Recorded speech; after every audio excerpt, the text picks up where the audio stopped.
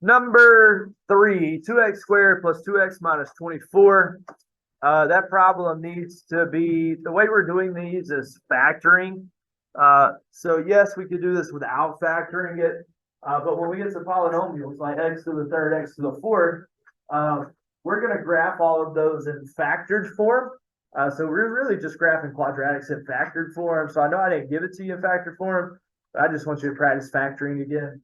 So the first thing we need to do in number 3 is divide by 2. However, when we divide by 2, we can't ignore the 2. The 2 can't just disappear, because if the 2 disappears, we'll get the x-intercepts right, but the y-intercept and our vertex are not going to be right. So when we divide by 2, we get x squared plus x. Negative 24 divided by 2 is negative 12. So we divide by 2 to start with. If we're factoring, and we can divide by a number, we want to do that first. Now, what can we multiply to get the last number, the negative 12? That's going to add to give us the middle number, which is a 1 sitting right there. What can we multiply to get negative 12? That adds to give us positive 1. 3 and 4. 3 and 4. Positive 4 and negative 3.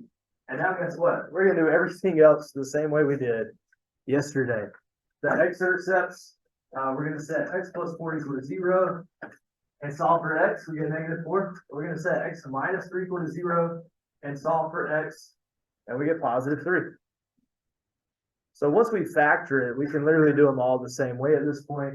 The y-intercept, we can plug a 0 into the original equation that was not factored, or we can use the factored equation, and it doesn't matter. You're going to get the same answer if you do not ignore the 2. If you dropped the 2, like, hey, I divided by 2 is gone, then the y-intercept would actually be wrong in this case, because you didn't multiply by 2 when we should have. 4 times negative 3 is negative 12, and negative 12 times 2 is negative 24. So this graph would cross the y-axis at negative 24. The axis of symmetry, we can find 2 ways. We can use the standard form approach and do x equals negative b over 2a. But we haven't did any like that yet. So let's just stick to the, like, hey, here's the x-intercept and the x-intercept. The axis of symmetry is going to be halfway in the middle of those 2 things. And we can find that by averaging them together. How do you average 2 numbers? You add them up and divide by 2. So negative 4 plus 3 divided by 2 does give us negative 1/2. Does give us negative 1/2. It's just coincidence that all 3 of these problems gave us the same axis of symmetry. I think maybe because when we factored, the numbers were always 1 apart. But that's just purely coincidental. And I don't think any of them on your classwork today are going to give you negative 1/2 as the axis of symmetry. So just coincidence that happened. To find the vertex, where we had plugged in 0, we're going to switch that to a negative 1/2. So the y value is going to be 2 times negative 1/2 plus 4 times negative 1/2 minus 3. If you need a calculator, that's okay. Use it. Type this in the calculator if you will. You should get negative 49 over 2. Negative 49 over 2, which I think is negative 24.5. But I'm going to type it in the calculator just to double check. We do get negative 24.5, and as a fraction, negative 49 over 2.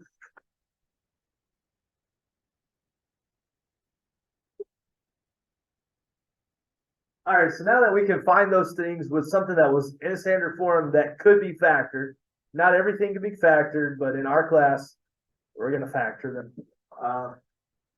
So if it's in standard form, we would have to graph it a different way, maybe. But for our class, if it's in standard form, we are going to factor it first, and then we're going to do everything like we've done yesterday. Sure. Right there. So we're going to graph that last one today, and then you'll have the rest of the class today to work on your classwork. There's 6 on the front that have already been factored, and 4 on the back that have not. Most people got really, really close to being done with that today. Some people haven't even finished it. So, okay. All right. All right, so the parabola will open. It depends on whether this first number is positive or negative. Since that first number is negative, whether it be in factored form or standard form, I know the parabola is going to open down. Parabola going to open down in this case because that first number is negative. The A value, we're doing like A, B, C. A is negative. All right, what about the x-intercepts? Well, there's a negative in front of the x squared. I want to try to factor this. So the first thing I might do is divide by a negative 1. That way the x squared is not negative anymore. But that negative 1 cannot just disappear. The negative 1 is going to have to stay outside our parentheses. X squared minus 6x plus 8. Because if that negative 1 is not outside the parentheses, the y-intercept, the vertex are going to be the wrong. We're not going to get the right answers for those. So the negative 1 stays outside. What can we multiply to get 8? That adds to give me negative 6. That would be negative 2 and negative 4.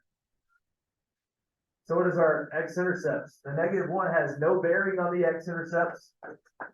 So we do get x equals 2 and x equals 4. We can go ahead and put those on the graph. X equals 2 and x equals 4. We go ahead and put those on there. The y-intercept, we can use the original equation that we started with, or we can use the equation that was factored. We should get the same answer either way, especially if we have the negative 1 on the outside. So we get negative 1 times 0 minus 2 times 0 minus 4. So we just plugged in 0 for the x values here.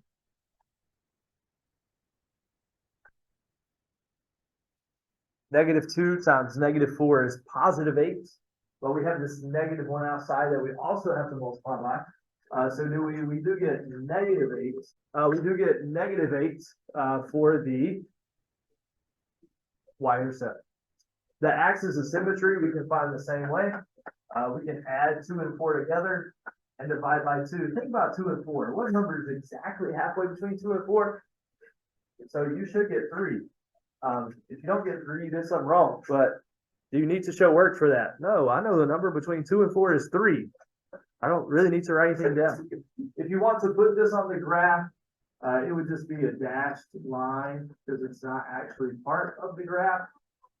So we would just put a dashed line. It's just used for reference to show, hey, everything to the left of this line is going to have a point symmetric on the right side of the line. And to find the vertex, we can plug in 3, just like when we plugged in 0, we would just plug in 3 this time. So y equals negative 1, 3 minus 2, and 3 minus 4. So the x value of the vertex is going to be 3.